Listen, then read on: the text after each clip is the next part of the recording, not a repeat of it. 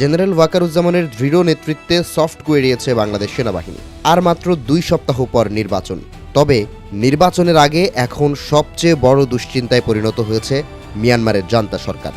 জোর গুঞ্জন রয়েছে যে কোনো সময় বাংলাদেশের বিরুদ্ধে যুদ্ধ শুরু করতে পারে জান্তা বাহিনী।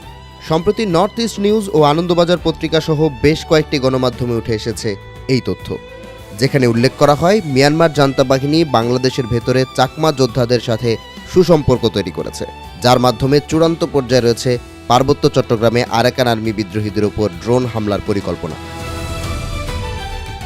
গেল 1 মাস ধরে বাংলাদেশ ভূখণ্ড ব্যবহার করে আরাকান আর্মি ও রোহিঙ্গা সশস্ত্র গোষ্ঠীগুলো মিয়ানমার জান্তা বাহিনীর উপর হামলা চালাচ্ছে, যার বিপরীতে জান্তা বাহিনী ব্যবহার করছে ড্রোন ও মর্টার শেল।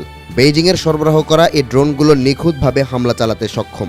এই পরিস্থিতিতে রাখাইন রাজ্যের লড়াই আরও তীব্র হলে মিয়ানমার জান্তা বাহিনী কী ধরনের অস্ত্র ব্যবহার করতে পারে সে বিষয়ে বাংলাদেশ সেনাবাহিনীর রামু ও চট্টগ্রাম ভিত্তিক ডিভিশনগুলোর কাছে থাকা তথ্যও সীমিত।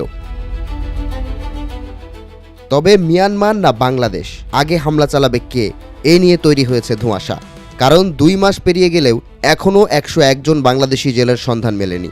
ধারণা করা হচ্ছে জেলেদের অপহরণ করেছে বিদ্রোহী গোষ্ঠী আরাকান আর্মি। জেলেদের উদ্ধারের পাশাপাশি সাম্প্রতিক সময়কার মর্টার শেল হামলার জবাব দেওয়ার চাপ বাড়ছে বাংলাদেশ সেনাবাহিনীর ওপর। ফলে বিশ্লেষকদের ধারণা জেলেদের উদ্ধারে নির্বাচনের আগেই চালানো হতে পারে সার্জিক্যাল স্ট্রাইক। সম্প্রতি বাংলাদেশ সেনাবাহিনীর 10ম পদাতিক ডিভিশনের সদর দপ্তর সফর করেন 5 বিদেশি নাগরিক, যাদের মধ্যে একজন কানাডিয়ান ও বাকি 4 জন আমেরিকান। তাদের এই সফর রহস্যের জন্ম দিয়েছে, কারণ 10ম পদাতিক ডিভিশনের সদর দপ্তরের অবস্থান রামুতে, যা থেকে মিয়ানমার সীমান্তের অবস্থান মাত্র 25 কিলোমিটার। রামুতে ঠিক কী আলোচনা বা কাজ হয়েছে সে সম্পর্কে বিস্তারিত তথ্য পাওয়া যায়নি। তবে বাংলাদেশ সশস্ত্র বাহিনীর ঊর্ধ্বতন সূত্রগুলো জানিয়েছে যে 5 জন বিদেশি নাগরিককে কুর্মিটোলা গলফ ক্লাবে আতিথেয়তা প্রদানের বিষয়টি অস্বাভাবিক ছিল। গুঞ্জনের পালে হাওয়া দিচ্ছে হঠাৎই যুদ্ধবিমান মেরামতের ঘটনা। গেল সপ্তাহে ঢাকায় পৌঁছান একদল চীনা সামরিক টেকনিশিয়ান। 12 জনের এই দলকে প্রথমে রাজেন্দ্রপুর সেনানিবাসে নিয়ে যাওয়া হয়, পরবর্তীতে তাদের স্থানান্তর করা হয় চট্টগ্রাম।